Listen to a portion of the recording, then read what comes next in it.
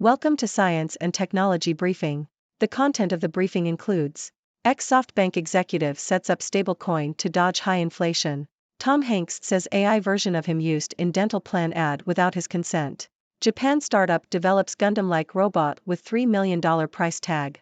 Chinese AI champion SenseTime says former employee under police probe. First FT, Biden seeks to reassure Ukraine after Congress jettisons $6 billion in aid. Ex-SoftBank executive sets up stablecoin to dodge high inflation. Bloomberg. Former SoftBank executive Akshay Nahida is launching a new company in Abu Dhabi called DTR, which will focus on stablecoin technology. DTR is partnering with Hong Kong-based Drum Trust to create Drum coins, which will be backed by the United Arab Emirates dirham. Nahida believes that the stablecoin will have particular appeal in countries with high inflation rates, providing an alternative to the SWIFT system. The team plans to make Drum coins available on decentralized exchanges and potentially work with centralized exchanges in the future. Nahida sees the UAE as a key player in the evolving financial system and believes that the dirham will play a significant role. Tom Hanks says AI version of him used in dental plan ad without his consent. The Guardian.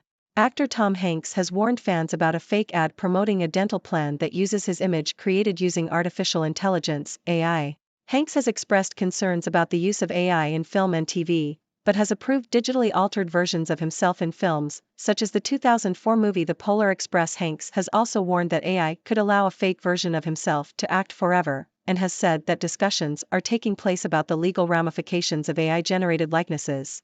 The Writers Guild of America recently reached an agreement to restrict the use of AI in film and TV.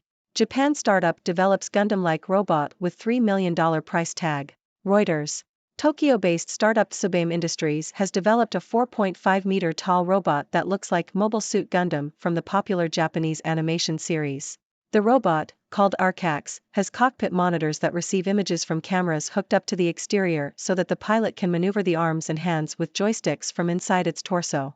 The 3.5-ton robot has two modes, the upright robot mode and a vehicle mode in which it can travel up to 10 km per hour. The CEO of Ex-SoftBank Industries, Ryo Yoshida, plans to build and sell 5 of the machines for robot fans, but hopes the robot could one day be used for disaster relief or in the space industry. Chinese AI champion SenseTime says former employee under police probe. South China Morning Post.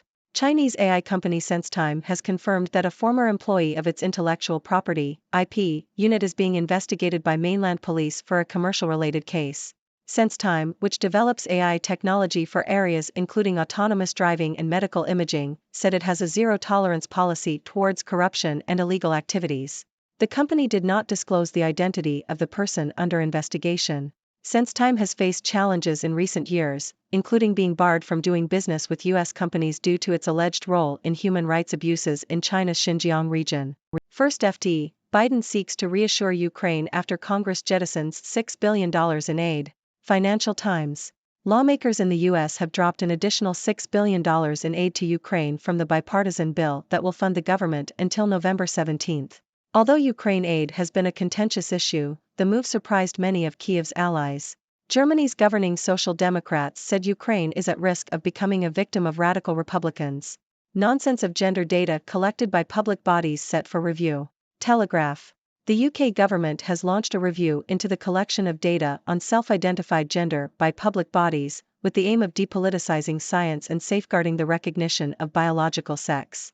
The review will analyze the collection of research and statistics on sex and gender and will make specific recommendations at the end.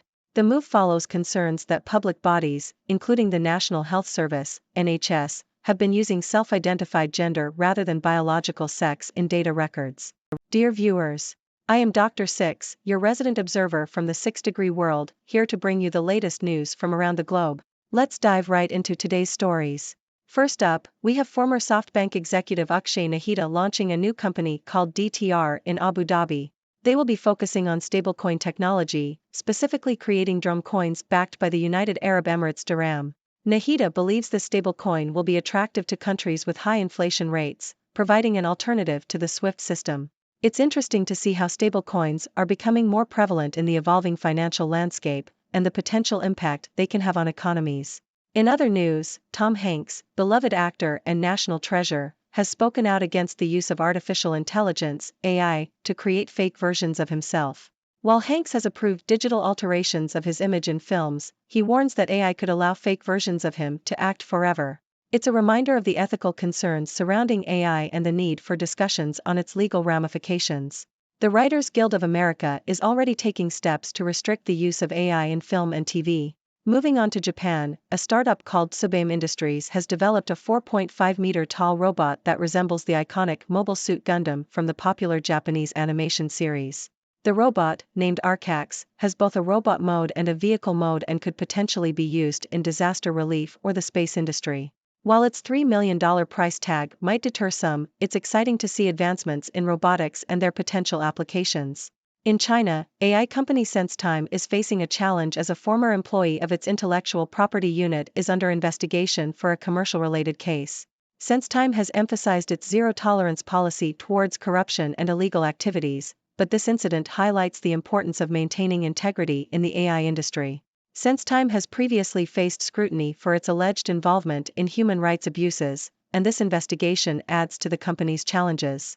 Shifting our focus to the U.S., lawmakers have recently dropped $6 billion in aid to Ukraine from a bipartisan bill. This unexpected move has surprised many allies of Ukraine, including Germany's governing Social Democrats, who expressed concern that Ukraine could become a victim of radical Republicans.